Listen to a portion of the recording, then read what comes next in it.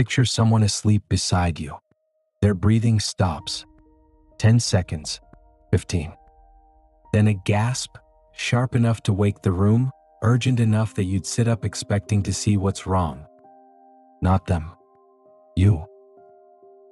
If your own breathing did that, stopped, then restarted with a gasp, you'd assume you'd know about it. You'd wake up. You'd feel your heart pounding, feel the panic, remember it happening the next morning without needing to be told. That's the deal breathing makes with you. Interrupt it long enough and your body forces you awake to fix it every time, no exceptions. Ask someone with sleep apnea what happened to them last night. They'll tell you the same thing almost every time. Nothing.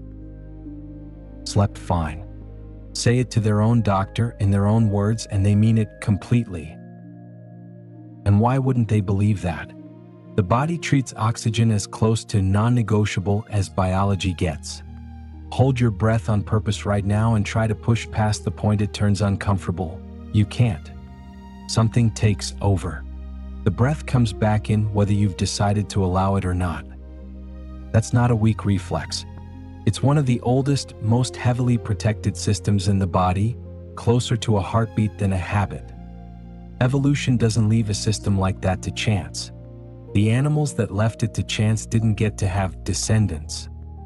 This one was never up for negotiation. So it stands to reason, if your airway actually closed over and over for years, at some point that same unskippable system would make sure you knew about it. You'd wake up gasping and remember gasping. At least once. Enough to stick. A partner asleep in the next room might sleep straight through it. The person it's actually happening to should be the last one left in the dark. Sleep labs wire people up for exactly this. Sensors on the scalp, a belt around the chest, a clip on the finger, and record the entire night. The recordings don't agree with the story. In moderate cases, the airway collapses and reopens more than 15 times an hour. In severe cases, over 30, sometimes closer to 1 every 90 seconds, hour after hour until sunrise. Partners in the next room describe the choking sound clearly enough to imitate it the next morning, word for word. Ask the person who was actually choking, and they'll say they slept through undisturbed. The sensors say otherwise. Something happened to their brain measurably dozens of times before sunrise, logged on paper with a timestamp next to each one. They just don't have it. The airway isn't failing quietly. Something reacts to it, just not anything you'd call you. When the muscles in the throat relax enough for the airway to fold shut, air stops moving in and out.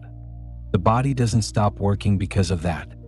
Every cell still needs oxygen, still needs to get rid of the carbon dioxide it produces, breath by breath. No pause button exists for either one. With no air moving, oxygen in the blood starts falling.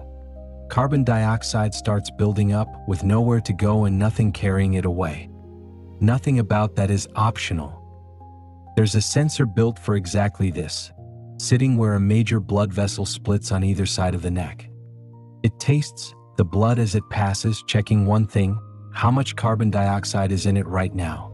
A second checkpoint sits deeper inside, in the oldest, most automatic part of the brain, the same part already running the heartbeat and the next breath all night without asking permission. Picture that sensor like a tripwire strung across a hallway nobody's supposed to enter unattended. It doesn't think about what's happening. It doesn't know or care that the body is asleep. It just measures continuously, second after second, and the moment the reading crosses its line, it fires. And what it fires isn't a gentle nudge. That signal doesn't ask the brain to wake up. It orders the body to move. Within a second or two of the alarm going off, a burst of activity spreads outward, into the muscles of the tongue and throat that had gone slack, snapping them back to work. Into the brain itself, lighting up in a way a machine watching the scalp can clearly record.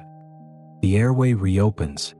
Breathing resumes, often with a gasp, a snort, a full-body flinch, the exact sound a partner hears from the next room. Watch the readout from one of these events and it looks like someone hitting a switch. Flat, steady lines jump upward all at once. Then just as fast they drop back down. This is real. It isn't a small twitch the body shrugs off unnoticed. By every measurable standard, it's a full awakening. Think less like an alarm that wakes the whole house. More like a guard who handles the break-in personally, resets the lock, and is already gone by the time anyone could think to ask him about it. A memory needs minutes to build. This gets seconds. Sleep researchers have a specific rule for how long one of these bursts has to last before it even counts as real: about 3 seconds. Most sleep apnea events barely clear that bar before the brain drops straight back into deep sleep. An actual memory, something you could describe out loud the next morning, takes sustained attention, holding a moment in mind long enough for it to get filed away somewhere. 3 seconds of activity, borrowed from the middle of unconsciousness, was never in that category to begin with. The rescue finishes, and the door closes again before there's anything on the other side of it left to remember. And it doesn't happen once. You'd expect the body to get better at this with practice. It gets quieter instead. Do this every night for years and the trigger point itself starts to drift. The same sensor that used to fire at a modest drop in oxygen needs a steeper drop to fire the same alarm the next time. The body is adjusting to the interruption instead of resolving it, the same way a sound heard every night at 2 a.m. eventually stops registering at all. The alarm was never broken. It just got harder to hear, including by the one system that was supposed to be listening for it. That gasp was never a malfunction. It was a working system closing a gap it caught in under 2 seconds, then quietly finishing the job before the sleeper had any say in it. Every one of those events, 15, 30, sometimes more in a single night, is the same alarm doing exactly what it was built to do.